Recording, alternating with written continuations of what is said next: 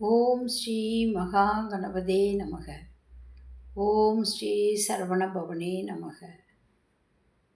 வாழ்க வையகம், வாழ்க வையகம், வாழ்க வளமுடன். குரு வாழ்க, குருவே துணை. அறிவில் சிறந்த சான்றோர் பெருமக்களே, என்றும் ஆனந்தம் ஆரூர் கலாவின் ஷாடோஸ் இணையத்தின் மூலமாக உங்களுடன் பெரிய குடும்பமாக இணைவோம் வாருங்கள்.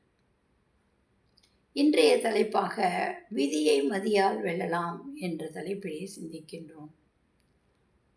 உலகத்தில் பிறந்த மக்கள் அனைவரும் ஒவ்வொருவரும் என்ன நினைக்கிறார்கள் என்றால், வாழும் காலத்தில் நம் உடலிலே நோய், உள்ளத்திலே கலங்கம், இவற்றால் நாம் துன்பத்தை அனுபவிக்க நேரிடுகிறது. இதற்கு எல்லாம் காரணம் நம் விதி என்று நினைக்கின்றார்கள். மகரிஷி என்ன சொல்றாருன்னா, 5 அளவு முறையோடு எண்ணத்தை சுத்தமாக வைத்துக்கொண்டு வாழும் பட்சத்திலே நாம் நம் விதியை மாற்றிக்கொள்ள முடியும்.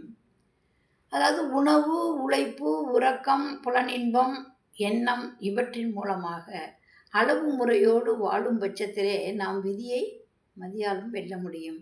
எண்ணம் எப்பொழுதும் உயர்வாக இருக்க வேண்டும். உடலை ஆரோக்கியமாக வைத்துக்கொண்டு மனதையும் ஆரோக்கியமாக வைத்து கொள்ளும் பொழுது, எண்ணம் சிறப்புற மேல்நோங்கி இருக்கும் பொழுது, நல்ல எண்ணங்களையே நம் மனதிலே பதிவு செய்து கொள்ளும் பொழுது, அதாவது வெள்ளத்தனைய மலர் நீட்ட மாந்தர்தம் உள்ளத்தனையது உயர்வு.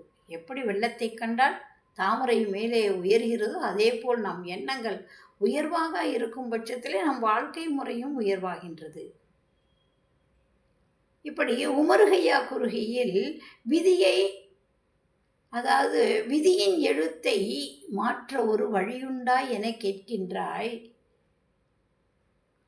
மதியின் திறனால் மாயம் செய் என்கின்றார். அப்ப மதியின் மூலமாக விதியை நம்மளால் மாற்ற முடியுமா என்றால் மாற்ற முடியும் அப்படின்னு கூறுறார்கள் நம் முன்னோர்கள். அப்ப சூரிய, அதாவது கதிரை மதியை ககனத்தில் கதிரை மதியை ககனத்தில் கதியை வகுத்த ஆண்டவனை அப்படிங்கிறார். அதாவது கதிரை என்றால் சூரியன், சந்திரன், மதி என்றால் சந்திரன். இந்த சூரிய சந்திரனோடு கோடான கோடி அண்டங்களை இயக்கி கொண்டு இருக்கக்கூடிய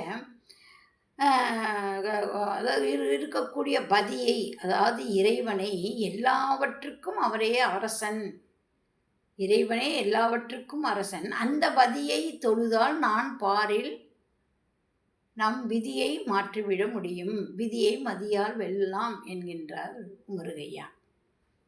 இதையே அருணகிரிநாதர் என்ன கூறுகிறார் என்றால், நாளென செய்யும் வினைதான் என செய்யும், என்னை நாடி வந்த கோள் என செய்யும், கொடுங்கூற்றென செய்யும் என்று கேட்கின்றார். எனக்குள்ள முருகபெருமானாக இறையே இருக்கும் பொழுது இந்த நாளும் என்னை தீண்ட முடியாது, வினையும் என்னிடம் இருந்து விலகிவிடும், என்னிடம் வினையும் செயல்படாது, என்னை நாடி வந்த கோள்களும் எனக்கு நன்மையே செய்து கொண்டிருக்கும், இந்த கொடுங்கூற்று என்று சொல்லக்கூடிய யமனே என்னை விட்டு விலகி விடுவார் என்று கூறுகிறார். அப்படி இறைவனே நமக்குள்ளே இருக்கும் பொழுது அதுவே நம்மளுடைய விதியை மாற்றக்கூடிய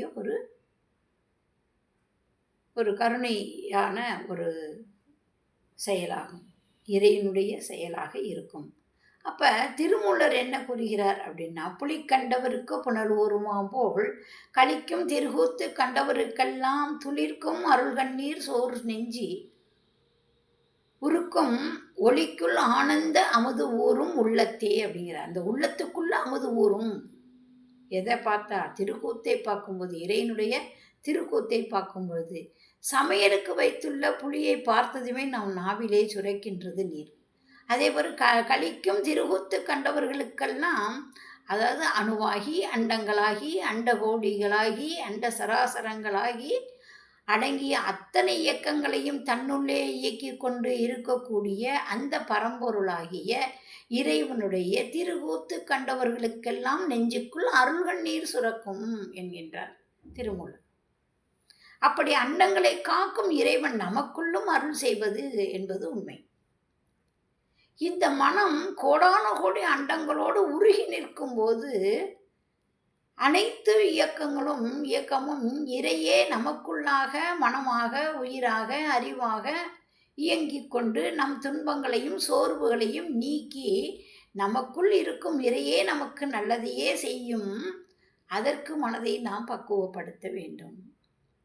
அப்போ மனம் இறையோடு இணைந்திருக்க வேண்டும். அப்படி மனம் இறையோடு இணைந்து செயல்படும் ஒவ்வொரு செயல்களையும் நாம் செய்யும் பொழுது விதியை மதியால் வெல்லலாம் என்கின்றார் திருமூலர்.